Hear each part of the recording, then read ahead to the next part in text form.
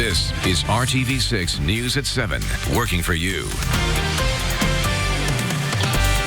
Good evening, Indiana. I'm Rafael Sanchez. We begin tonight with a daughter pleading for answers after her mother was killed in a hit-and-run crash. The crash happened earlier this month on Brookville Road on the city's east side.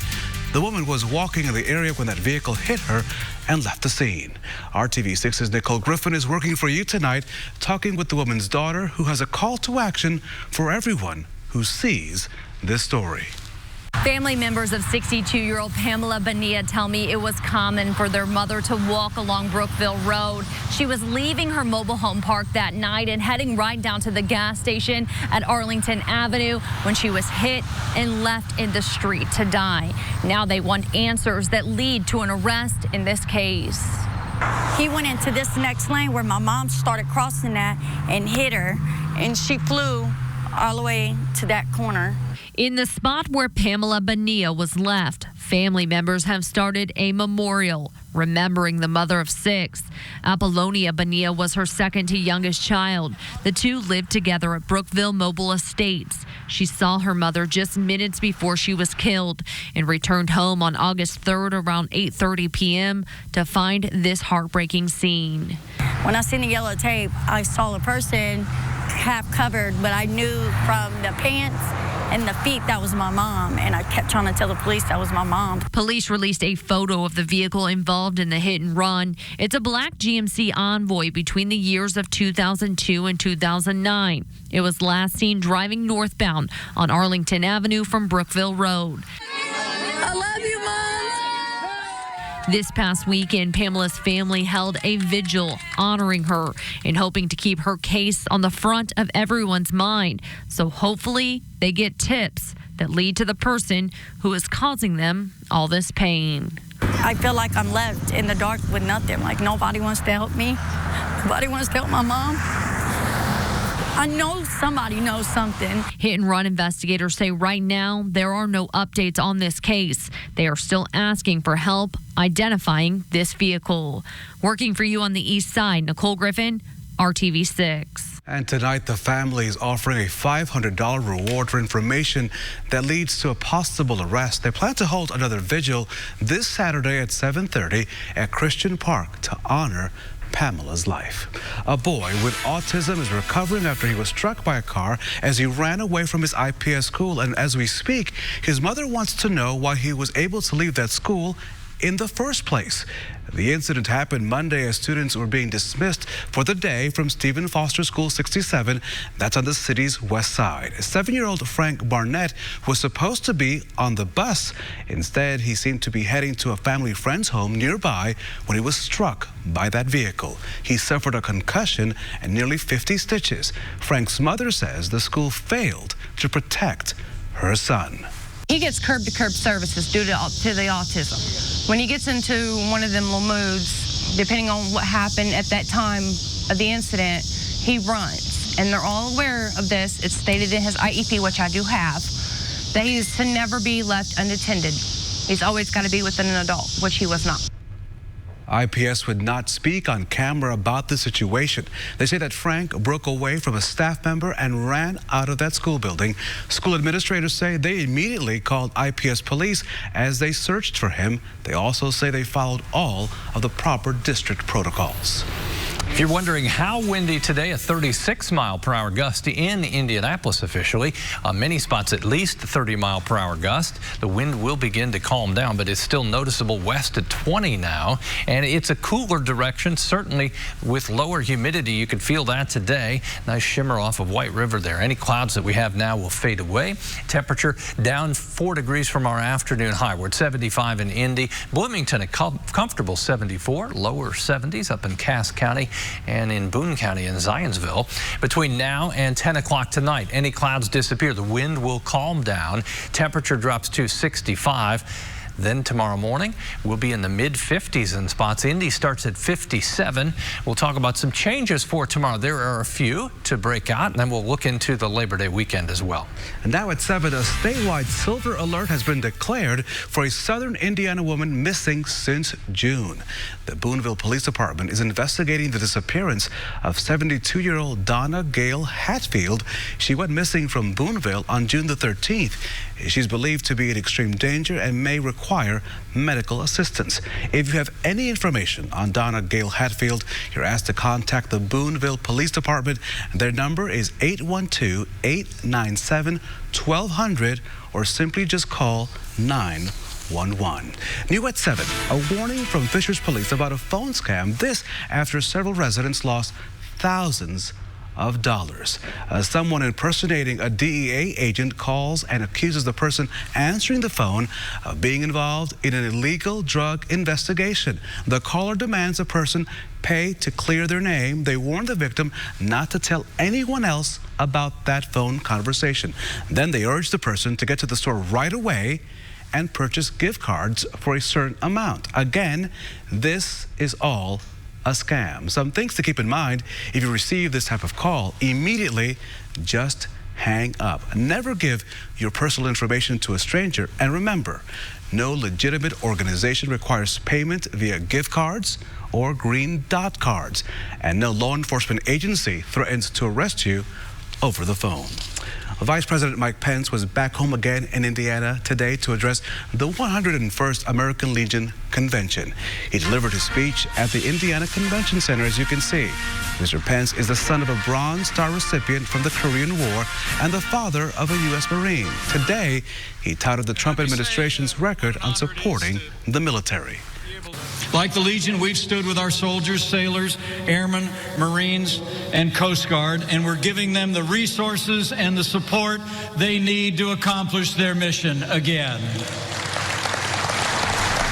After his speech to the American Legion, the Vice President took part in a roundtable discussion with law enforcement and elected officials at the Indiana State Police Museum. Now to our Democracy 2020 coverage of the presidential race. Just a short time ago, one of the candidates, New York Senator Kirsten Gillibrand, she dropped out of the race. Meanwhile, the next Democratic debate is fast approaching, set to take place on September the 12th in Houston, Texas. Now, the bar to qualify is much higher this time, and the deadline is 11:59 tonight. Now more from ABC's Tara Palmieri. The deadline is approaching for 2020 Democratic candidates to qualify for the third presidential debate. It is about getting our message out and working hard and earning the support. In order to appear on stage at ABC's debate in Houston on September 12th, the candidates need to hit 2% in 4 approved public opinion polls, as well as secure 130,000 unique donations. I think that we should have public funding of elections. As of now, only 10 have met the thresholds to qualify. This is a major blow to any candidate who doesn't make the stage, but there's another debate only a month away, and you still have an opportunity to qualify in polling. Among those still below the cutoff, billionaire climate change activist Tom Steyer, Montana Governor Steve Bullock, and self-help author Marianne Williamson. The earlier debates had lower thresholds to qualify. For the first time, Joe Biden faces the prospect of all of his major rivals being on stage at the same time. He hasn't been on a stage alongside Elizabeth Warren. That's a change. And he has not been alongside all of the major contenders at one time. And talking to the Biden campaign, they're worried about a pile-on. Tom Steyer appears to be the closest to qualify. He met the donor threshold, but it's still 1 poll shy. Tara Palmieri, ABC News, Washington. Back here at home, Indianapolis police and city leaders, they continue to be seen and heard around our community. Once a month, Mayor Joe Hogsett and IMPD Chief Brian Roach and others hold a public safety walk in a neighborhood. Today, they walked and they talked to neighbors in Meridian Park. Officials say these monthly walks help foster an open dialogue and they strengthen bonds between the people and the beat officers. I can tell you that this neighborhood specifically, we've had some challenges, but what I'd like to say about this neighborhood association and this community group is they have been very helpful. We had initial meetings to kind of talk about some of the issues that we were having, and we came up with a plan together to address them. Recently made a couple arrests based on some of the information that this community provided. So this neighborhood is a great partnership, and it's kind of what we want across the city. Mayor Hogshead and Chief Roach say their ultimate message behind the walks is that public safety cannot just be the responsibility of law enforcement. They say it takes the entire community. Next at 7, the U.S. on the verge of losing a big health designation related to a disease that's supposed to be wiped out in the country. But first, let's check in with Kevin. It's all sunshine today. Most of tomorrow. We'll get into the timing for potential showers and thunderstorms. That's coming up. Frenzy. All season long. On Good Morning Indiana. This is RTV6 News at 7, working for you. So the number of measles cases is growing so quickly, the CDC is now warning the U.S. could lose its measles elimination status. Corey Rangel has a look at the spike in cases and why it's putting the status, our status, in jeopardy. The World Health Organization declared the United States eliminated measles back in 2000. But now the U.S. could lose its measles elimination status by October because of a growing number of cases. Dr. William Schaffner is an advisor to the CDC on vaccine issues. Losing the elimination status of measles is an embarrassment. The World Health Organization removes the elimination status when measles have been spreading continuously for a year. In New York, an outbreak has been blamed on people refusing to vaccinate their children.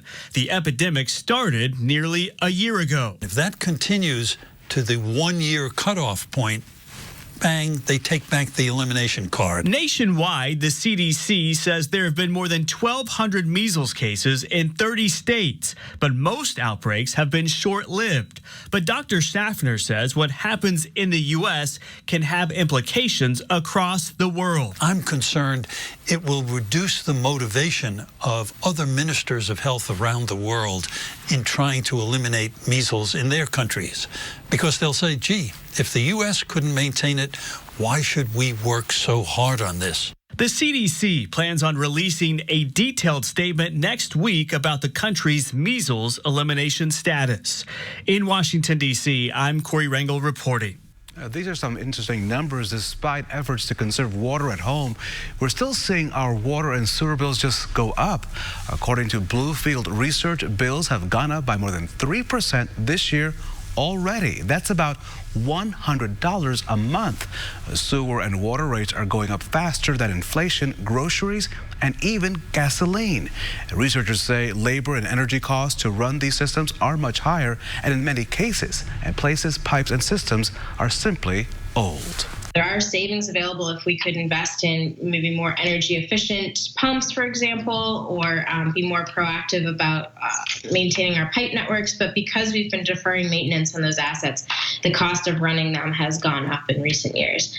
Now, in some places, rates may not increase for a few years, and then suddenly utility companies have to raise them a lot to cover those costs. The College Board is modifying its adversity score on the SAT. Instead of providing a single score for colleges to consider, it will now give a list of factors, things like crime rates and poverty levels in students' neighborhoods. Critics had said the single score did not provide an adequate representation of a student's situation. A College Board hopes this additional score will help schools judge applicants more fairly. And children who are blind or have limited vision will now have a new way to play Legos. The company is creating Braille and audio instructions for all their sets. Lego will first roll out the instructions for 4 sets, including the City Sky Police Drone Chase Kit. The instructions will be free on the Lego website. Lego already has Braille bricks that helps visually impaired children. Researchers found the remains of a human ancestor who lived nearly 4 million years ago. Did you get that? 4 million years ago, Kevin Gregory. The complete skull was discovered in Ethiopia on the continent of Africa. Researchers say the skull belonged to a species that lived 3.8 million years ago. They say it was likely a male who lived along a river. The scientists believe the remains were transported down that river after death and sediment buried it in a delta. This is the first time a skull from a human ancestor this old has been discovered. Simply wow on that discovery. Simply wow to our forecast today. I mean, I didn't even want to come into work today. I wanted to stay home, but I couldn't. I had to work with you, which is great. But here we are. Put tomorrow in another category, just like today, where it's going to be beautiful with low humidity. National weather story, we've been hearing about this for a while. Dorian, now just to the northeast of Puerto Rico, is expected to intensify and potentially become a Category 3 hurricane. Once you get Category 3 and higher, they refer to them as major hurricanes. 115-mile-per-hour winds or stronger. You can see it's still well off the coast Saturday, but then Sunday into Monday will threaten, it looks like, somewhere along the Florida coastline. For us, we're dry tonight. Tomorrow night we'll have a chance for a shower or thunderstorm. That begins a low chance for showers and thunderstorms into the weekend. Looks like on Labor Day itself will be dry. Let's talk about the rain timing tomorrow night. Some thunderstorms will fire up over Illinois. This is 7 o'clock tomorrow evening. As that drops south and east, we'll see if it's able to hold together as it comes into west central Indiana. We have the dry air now. That will kind of inhibit some of the thunderstorms, but we may, especially western half of the state, have a couple of isolated thunderstorms tomorrow evening into tomorrow night. Not the case tonight. 72, beautiful. Cass County and Logansport, 75 in Clinton County. Temperatures to the south, all low to mid 70s, cooling off from that afternoon high that was in most cases right at 80 degrees. A familiar start tomorrow. It will not be as windy, whereas winds gusted over 30 miles per hour today. They'll generally be 10 to 15 through the day tomorrow.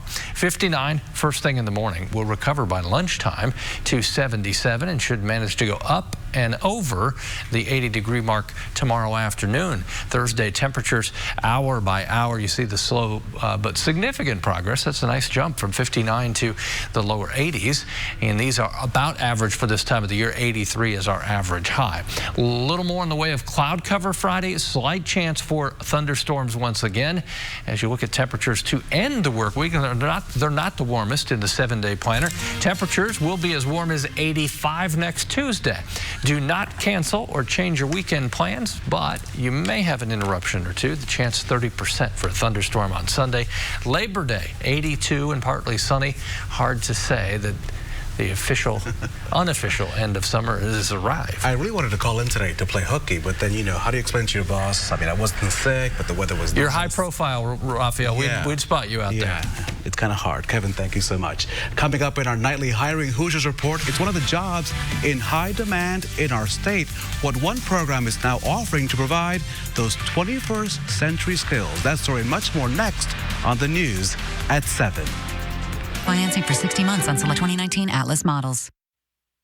RTV6's Hiring Hoosiers links you to employment, skills, and career resources. And this month, as you know, we're focused on education, classroom to career. And through IUPUI, RTV6's Erin Lish shows us how students are getting a head start in the IT industry. Pike High School senior Jaden Coleman was able to intern here at Eli Lilly thanks to her opportunity through IDO, which the program director Matthew Pellical says provides skills to meet the needs of tech employers. And it is addressing a critical gap that is having underserved students, giving the opportunity to get into the IT workforce. During her time at Lilly, she made the biophysical lab go digital, helping scientists streamline their work rather than manually putting in information. So I'm able to say that I'm certified in Excel and I worked with different instruments. And it's growing her overall confidence. It helped me build skills in the professional world and also my everyday life. With support from a grant by J.P. Morgan Chase for IDO's new youth internship program, 75 more students will get the chance to explore the IT business like Jaden, which she believes is setting her up for success. I can see myself owning my own IT company maybe creating something and sending it off to somebody. Working for you, Erin Lish, RTV6. Now, to do that internship, you must be a student in IDO. To go to the RTV6 app now and the IndyChannel.com, click on the story, and you can see which schools are currently participating in this exciting program. The news at 7 continues right after the break.